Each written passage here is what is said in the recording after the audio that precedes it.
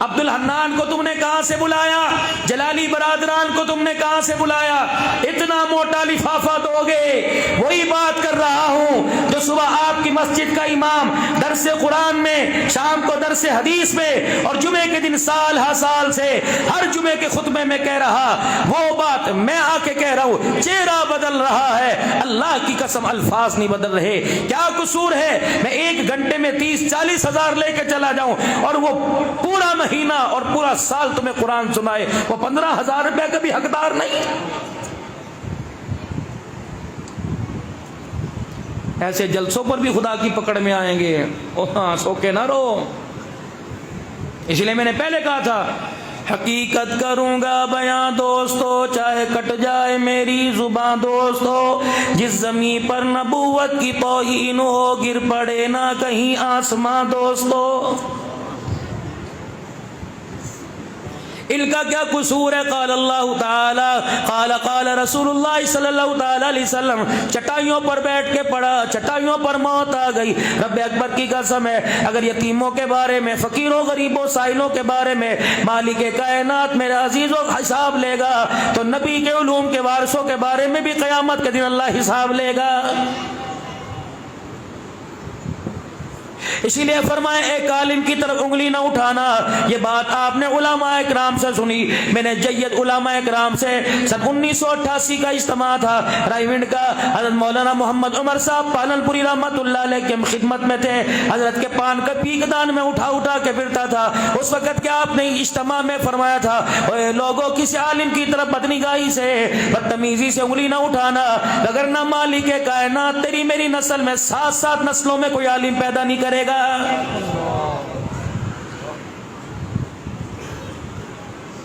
ہماری زندگی کی ابتدا سے لے کر آخر تک ایمانداری سے بتاؤ، جہاں ماں باپ کی ذمہ داری ہے وہ مولوی صاحب بھی پورا حق ادا کر رہا ہے۔ اذان دینے کے لیے مولوی صاحب آئے گا، بچے پہ نظر لگ جائے تو مولوی صاحب آئے گا، میرے عزیزوں اس کو پڑھنے پڑھانے کے لیے مولوی صاحب کام آئے گا، اس کے نکاح پہ مولوی صاحب کام آئے گا، مر جائے غسل دینے کے لیے مولوی صاحب کام آئے گا، میرے عزیزوں جنازے کے لیے مولوی صاحب کام آئے گا، تدفین کے بعد قبر پہ ہاتھ اٹھانے کے لیے بھی مولوی صاحب کام آئے گا۔ ایمانداری سے بتاؤ، جب ہماری زندگی میں ایمان کی کامیابی ترقی کے لیے مسجد کے مولوی صاحب کا حصہ ہے تو پھر معاشرے کے اندر اس کو حقارت کی نظروں سے کیوں دیکھا جا رہا ہے؟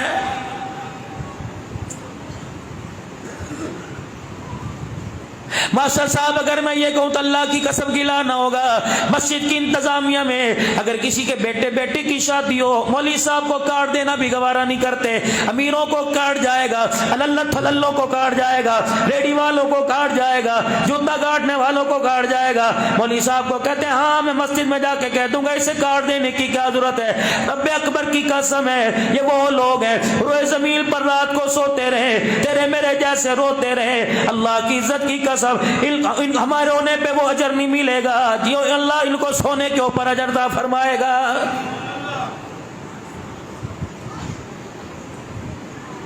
ہمیں تو پوٹی پیشاب کا نہیں پتا تھا، مسجد کی پہچان انہوں نے کروائی، اللہ کی پہچان انہوں نے کروائی، رسول اللہ کی پہچان انہوں نے کروائی، ختم نبوت کا عقیدہ انہی کی جھولی سے ملا، صحابہ اکرام کی ناموس کا عقیدہ انہی کی جھولی سے ملا، قیامت کے دن جی اٹھنے کا عقیدہ انہی کی جھولی سے ملا، اللہ کی وحدانیت کے پھلیرے انہوں نے بلند کیے۔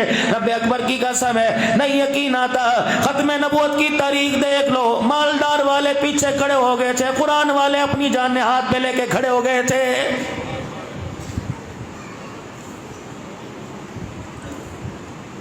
تمہارے علاقے کے اندر پٹاخہ کوئی پھٹ جائے، بم تو دور کی بات ہے، اللہ نہ کرے میرے منہ میں میرے عزیز ایسی بات بھی نہیں آنی چاہیے، اگر تمہارے علاقے میں کوئی پٹاخہ بھی پھوٹ جائے سب سے پہلے انگلی مولوی صاحب کے اوپر اٹھتی ہے۔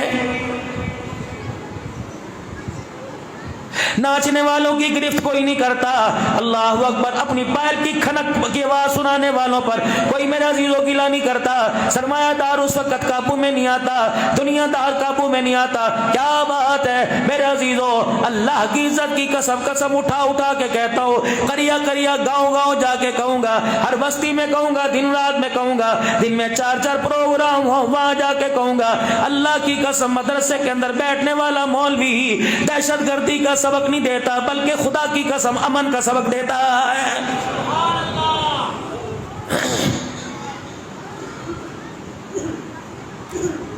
دین اسلام کی ترقی کے لیے الحمدللہ ہم وجود اپنے خون کے ساتھ حاضر ہیں. ملک پاکستان کی بقا کے لیے، ملک پاکستان کی سلامتی کے لیے، استحکام پاکستان کے لیے سربراہان افواج پاکستان سے عرض کروں گا، صدر مملکت پاکستان سے عرض کروں گا، آپ بیٹھے منظر دیکھتے رہنا.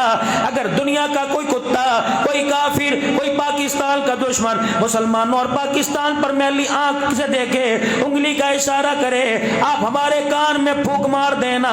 تمہیں وردی پہننے کی ضرورت نہیں. اسلام کا مجاہد پاکستان کی سربلندی کے لیے اپنا سر کٹا کے رکھ دے گا. تاجدار ختم نبوت، تاج و تخت ختم نبوت اسلام، ملک پاکستان ہم رکھوالے ہیں، قربانیاں ہم نے دی ہیں. جس طرح معاشرے کے اندر تمہیں جینے کا حق ہے، اللہ اللہ، جس طرح تمہیں جینے کا حق ہے، دینی اداروں کے نگہبانوں کو، مسجد کے متولیان کو، مسجد کے خادمین، مسجد کے امام کو اسی معاشرے میں اسی طرح جینے کا حق ہے. لیکن واہ میرا اللہ تیرا احسان ہے، میرا اللہ تیرا کرم ہے. لوگوں کی 2 لاکھ روپے تنخواہ نیند نہیں آتی، یہ 10,000 کمانے والا عشاء پڑھ کے سوتا ہے، اللہ فجر کی نماز کے لیے اسے بیدار کر دیتا ہے.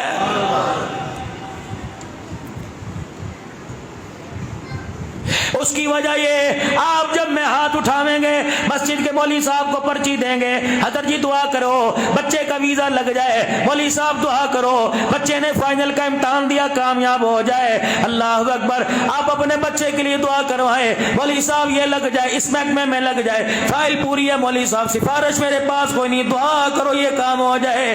لیکن یہ مولوی صاحب جب بھی دعا کرتا ہے ربنا هب لنا من ازواجنا وذرياتنا قرۃ اعین واجعلنا للمتقین اماما. مالک کائنات کہتا ہے اوے عقل مند لوگو، عقل مندی کے ہوتے ہوئے بے وقوفی کے نظریے پیش کرنے والوں، اپنے بچے کے لیے دکان مانگتے ہو، اپنے بچے کے لیے کارخانہ مکان مانگتے ہو. میں نے تو تمہارے بچوں کو، تمہاری بیوی کو، تمہارے گھر والوں کو دل کا سرور، آنکھوں کا نور بنا دیا. تو درجہ 4 کی نوکری مانگتا ہے، میں نے تیرے بچے کو تو دنیا کا امام بنا دیا. یہ مانگ میرے سے، یہ کوئی مانگنے کی چیز تھی؟ چپڑاسی کی نوکری مانگتا ہے، بیت اللہ کا امام مانگ میں بناؤں، مسجد نبوی کا امام مانگ میں بناؤں، اپنی مسجد کا امام میں بناؤں. یہ چیزیں مانگ جو آخرت کے اندر تیرے کام آئیں گی.